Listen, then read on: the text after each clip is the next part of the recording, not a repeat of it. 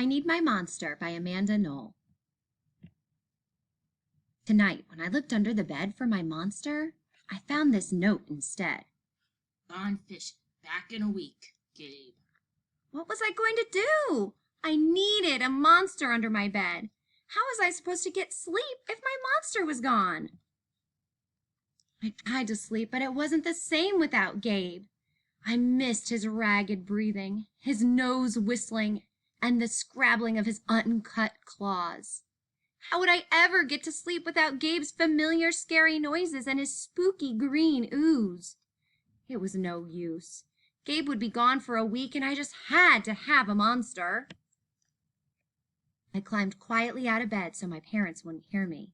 Grown-ups have some strange ideas about monsters under beds. I knocked on the floorboards and then scrambled back under my covers. I waited nervously. Would a new monster appear? What would he be like? Would his snorting be as cheerful as Gabe's? When I heard some creaking under my bed, I knew that the substitute monster had arrived. "Good evening," said a low, breathy voice. "My name is Herbert, and I'll be your monster for the evening." Herbert? What kind of name is that for a monster? You don't sound scary at all. Have you ever scared a kid before? "Well, no, but I have read all the best books on the topic." Do you have long teeth and scratchy claws? I asked. "No, but I have an overbite, and I'm a mouth breather. Listen."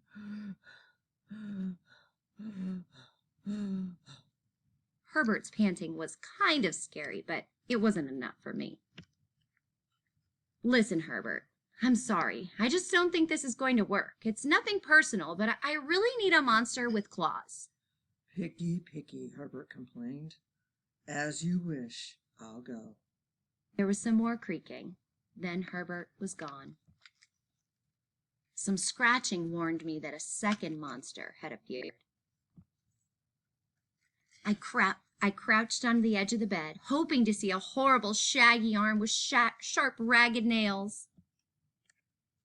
Good evening.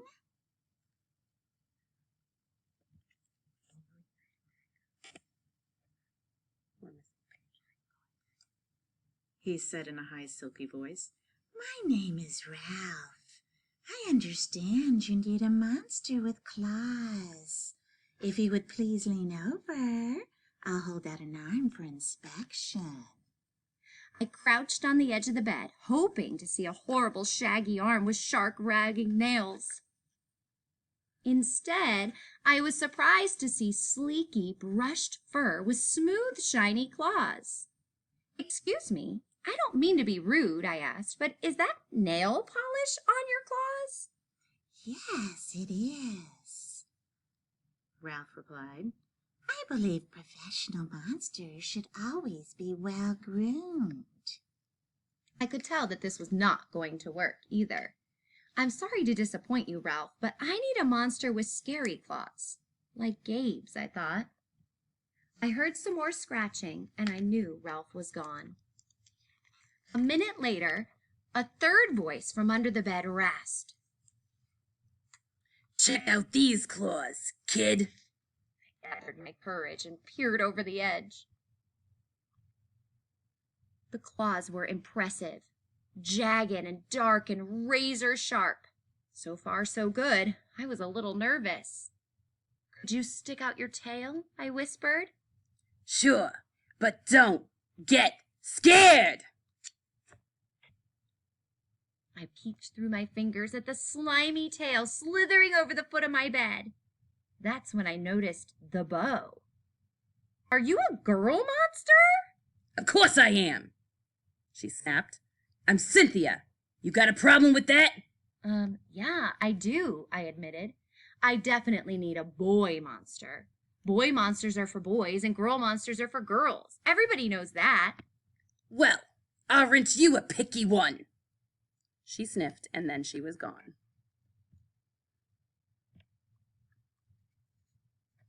Was I being too picky?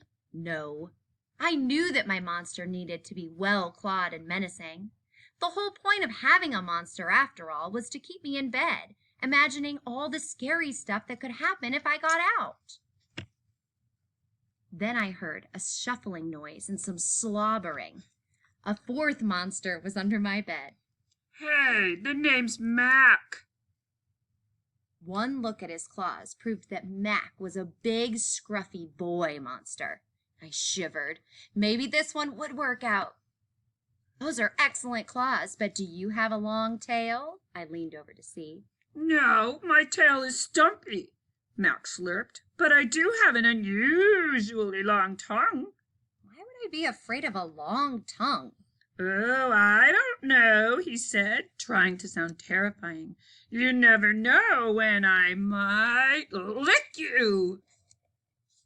I fell back on the bed, laughing. Well, if you're not even going to try to work with me, Mac whined. I held in my giggles.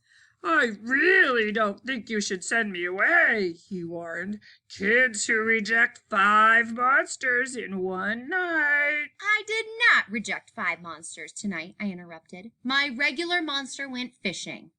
Fishing, eh? Maybe he just left because you're so picky. Fine, I'm out of here, but I wouldn't expect another monster tonight if I were you. How was I ever going to get to sleep without my monster? I was surprised to hear more creaking under the bed. Loud creaking with scratching. I thought no more monsters were going to appear tonight, I said. Sorry I'm late, kid. Whew, it was Gabe. I thought I would enjoy fishing, but I didn't, he explained. Those fish scare too easily, no challenge at all. You, however, are challenging, my friend. You're almost too old to be afraid of monsters. You keep me on my toes. Ah, toes, a delicious snack. The bed quivered as Gabe's stomach rumbled with hunger. Now, if you don't mind, I'd like to start the evening with a ominous puddle of drool. I peeked over the edge of the bed. Green ooze spread soundlessly from underneath. Then the bed trembled as Gabe unfurled his spiked tail. He was daring me to guess where he might pop up. I shivered. So you had some substitute monsters tonight? Gabe said, sharpening his claws on my bedpost. Were you scared? Then Gabe started tapping. I could tell he wanted to know if I still needed him. No other monster can scare me like you, I giggled, diving under my covers and pulling them up tight. Through the blanket, I heard Gabe's soft, comforting snorts. Ha! I knew it. We're made for each other. He growled. When my blanket started to slip off the bed, I knew Gabe was ready to eat. Now, if you could please stick out your foot, he said. I'd like to nibble your pinky. I yanked my blanket back up and scrunched my feet in so Gabe couldn't get them. No toes tonight, but you can have this, I offered, pushing a pillow off the bed. I didn't even hear it hit the floor. Gabe was back. The ooze was perfect. Everything was back to normal. I shivered again. I'd be asleep in no time.